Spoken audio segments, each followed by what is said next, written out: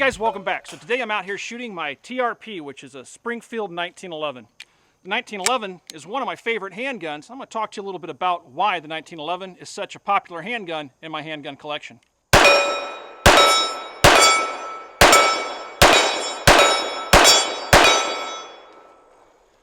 One of the things I like most about the 1911 is the accuracy and the ergonomics. That steel ringer I was shooting at out there is about 35-40 yards from me. It's an 8-inch steel ringer. The TRP, which is my preferred 1911, is again manufactured by Springfield, has standard Novak style sights, has a really textured 20 lines per inch grip, has some composite grips, a large extended magazine well that's beveled that makes putting magazines into the pistol very easy, and it has safeties on either side of the pistol, which are also enlarged, making it easy to shoot the pistol either left or right-handed and quickly and easily put the pistol on safe or take it off. The TRP has a number of things I like about it and a few things I don't like about it. Plus, it's not the only Springfield in my collection. I'm going to show you a couple more. I've moved that 8-inch ringer out to the 50-yard line. I'm going to take a few shots at it with the Trophy Match, which is a Springfield pistol that's very similar to the TRP, with the exception it has a target adjustable rear sight. We're going to see how it does at 50 yards.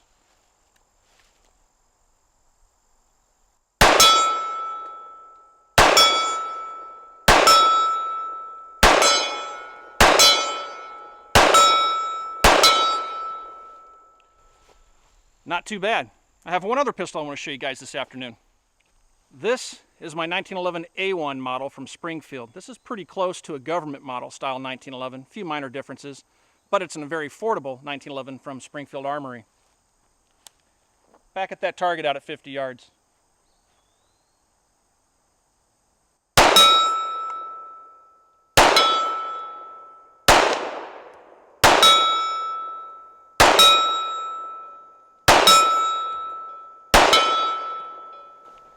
Not too bad. Definitely doesn't have target sights, but it still shoots very well. That gets to the root of the 1911 and why I like it so much. Let's talk a little bit about that.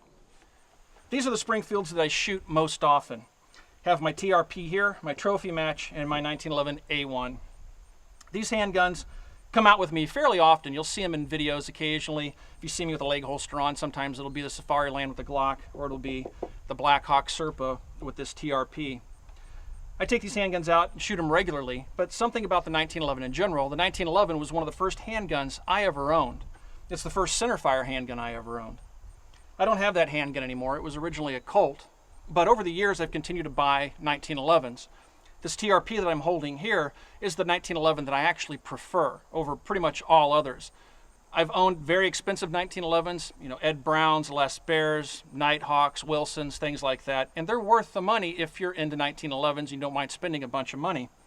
However, if you're looking for a 1911 that's built very nicely, that can handle pretty much anything you put in it. I shoot a lot of reloads like this. Now, this is a 230 grain ball round, but I also shoot a lot of 185 grain semi-wad cutters. Pretty much anything you can think of, hollow point semi-wad cutters, ball rounds, a good 1911 will cycle with 100% reliability. But the 1911s that I like are these Springfields because they're economically priced, but you get a lot of bang for your buck. You get almost semi-custom quality out of these handguns for, just a regular old consumer price. Now, 1911s aren't cheap. That's one of the things a lot of people don't like about 1911s. A handgun like this TRP will cost you $1,300-1,400, and you can go out and buy a SIG for less than that, and they're considered expensive, or you can buy a Glock for a fraction of that, and a lot of other handguns. So they are very expensive. But what draws me to the 1911 is, first of all, this thing is as American as apple pie. It's one of the longest serving handguns, is the longest serving handgun in U.S. military history. Although it's not the standard issue handgun anymore, it's still used by a number of different branches, including the Marine Corps and special operations groups and things like that. It's also a popular handgun in the law enforcement world. In the civilian world, it's still one of the top sellers in the United States. So it's a very popular handgun, and as I said, it's about as American as you can get. They're available in a number of different calibers, but I do prefer the .45 ACP. Some of the Springfield line, like this particular handgun, the 1911 A1, this handgun can be had for right around $650. So you can get a more economically priced handgun. This handgun, in my experience, shoots every bit as good as the more expensive Trophy Match. And again, with the Trophy Match, you're back up into the $1,400 range or so. if you're just looking for a 1911 to go out and plink with, I highly recommend the Springfield line. I've settled on Springfield after testing other handguns like Kimber, Dan Wesson, Smith & Wesson, and a lot of them make very good 1911s. I'm not saying that Springfield's the absolute best, but I've settled on them because I found over the years in owning 10 or more of their handguns, they're extremely well built, and they have a company standing behind them that has an outstanding reputation for quality assurance and customer support. The 1911 is extremely ergonomic, and that's what really draws me to the handgun. This thing fits me like a glove. It's just a very comfortable handgun to shoot. It's very narrow, has the perfect grip angle, and that single action trigger is just amazing. This handgun measures at just under 5 pounds, and it's very light, crisp, and has absolutely no over travel. If you want to shoot good, a 1911, a properly built 1911 will make a marginal shooter a good shooter, I've found. So it's a very easy handgun to shoot. With the 45 ball rounds, it doesn't kick that much either. Women can shoot the 1911. It's not a hand cannon. So it's a very effective, not necessarily affordable unless you pick up an entry-level model like this, but reliable, well-built handgun. The great thing about the 1911 is you don't need to spend a bunch of money to get a good quality handgun that's fun and enjoyable to shoot. As an example, this 1911A1, which is just a bare-bones $650 1911, shoots just as good as the more expensive models. It just doesn't have as many bells and whistles.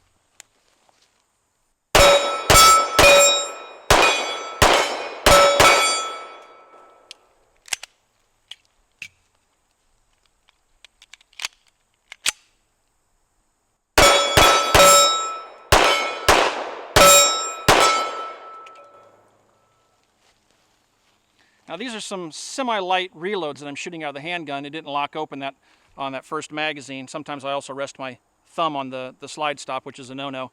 I like to ride my thumb up high on the safety lever, but on the standard GI model safety levers, this is the A1 model, it doesn't have a lot of purchase, so you can't get a really good thumb grip on it. So I tend to just ride my thumbs forward like that, and sometimes I hit that slide stop. But overall, this basic 1911 Springfield has been an extremely well-performing handgun. I've really had no problems with it. My favorite Springfield, though, is the TRP. The TRP has a lot of features on it that you'll pay a lot of extra money for from some of the big gun makers. Not that Springfield's a small gun maker. It has the ambidextrous controls, has a skeletonized hammer, has the aggressive checkering on the grip, has the slide serrations fore and aft, although I'll be honest with you guys, I'm not a big fan of the forward slide serrations. Some of the things I don't like about the TRP is like the big tactical on the dust cover. Just kind of gaudy. However, the handgun performs, and that's what I like most about it. Again, this is my favorite Springfield 1911 that I own. One of the things that I really like about the 1911 in general, as I mentioned, is the ergonomics. This handgun points so naturally that hip shooting with the handgun is possible, for me anyway.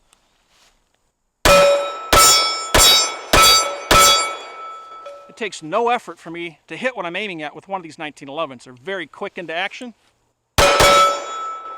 and easy to use. And again, that's why I always fall back to the 1911. I'll probably always have it in 1911. I can't imagine life without them. I'll collect other handguns like M&Ps, Glocks, XDs, whatever, but they'll always have a special place in my heart for the good old 1911. Field stripping the 1911 isn't as easy as a more modern handgun like the M9 or the Glock or other handguns like that. Remember, this thing was designed over 100 years ago. However, despite the fact that it's so old, it's still a fairly easy handgun to service and maintain and field strip. Let me show you real quickly how it's done. I'm sure you've seen it before. But first you'll want to make sure that the handgun's empty. You'll drop the magazine out of the pistol, pull the slide to the rear, look inside the chamber, make sure it's empty. Next you'll just turn the pistol on end. You'll push down on the plunger and rotate your bushing to one side. That'll allow the plunger and recoil spring to start to come out. Now you have a little dimple on the side of the pistol right there. That's your slide stop. Slide the slide rearward to the takedown notch right there. I think you can see that. And just push the cross pin out. You'll see it pop right out. Now the slide will come right off the frame, and you have the two major components. Inside you'll find a short GI guide rod, your recoil spring, and then your bushing. You just rotate the other way and it'll just pull right out the front. Push your drop link forward and the barrel will come out the front. The pistol's fully field stripped. To reassemble, you just reverse the order. Now, one thing I'm going to show you guys, now this pistol is a GI model, so it has the GI guide rod and spring. On the TRP, which I have here, go ahead and make sure it's empty. The TRP is a little bit different. The TRP will ship with a full-length guide rod, which would protrude from the front of the pistol right here, and it'll come out almost to the end of the barrel.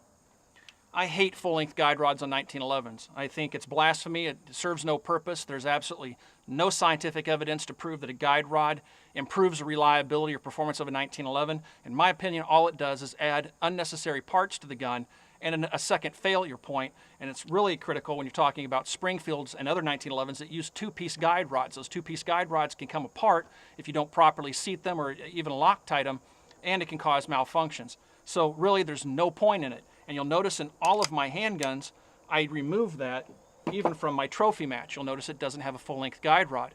I put the standard GI plug and short GI guide rod in all of my 1911s. I usually buy them from Ed Brown, so when I pick up a new Springfield, the first thing I do is take that two-piece guide rod and throw it in the trash. Some guys think that carrying a 1911 cocked and locked, which is the condition that I have this pistol in right now, that's with the hammer back and the safety applied, or in the on position. Some people think that it's unsafe to carry a 1911 in what they call condition 1 or cocked and locked, as I have this pistol now. I completely disagree. I don't think this handgun is unsafe to carry at all. I've carried one as a defensive arm for many years, although now I've moved on to Glocks. I don't hesitate to pick up a 1911 and carry it every once in a while. Again, you'll see it in videos all the time. The 1911, if you practice with it, is an exceptionally safe handgun, probably even more safe than a handgun that has no safety, such as the Glock or the XD or the M&P. It's all a matter of opinion. But let me tell you that the 1911, the thing that really I like the most about it is the trigger. The trigger is an amazing trigger. You'll never find a trigger like a 1911 in any of the polymer frame pistols that are popular out there as defensive arms. That's mostly because it's a single action pistol. By single action, it means that the hammer has to be to the rear for the gun to fire. It has a very light, crisp, short trigger pull, which can be dangerous if the trigger's too light. But if you carry the pistol with the safety on and the hammer back in a good holster that covers the trigger, just make sure that your safety is always on, you really have no problem. The benefit is that the handgun is very fast into action. You can draw it, flip that safety off because it's perfectly located, and engage a target fairly quickly. It's a very simple handgun to use, but it does take a lot of practice to handle it safely.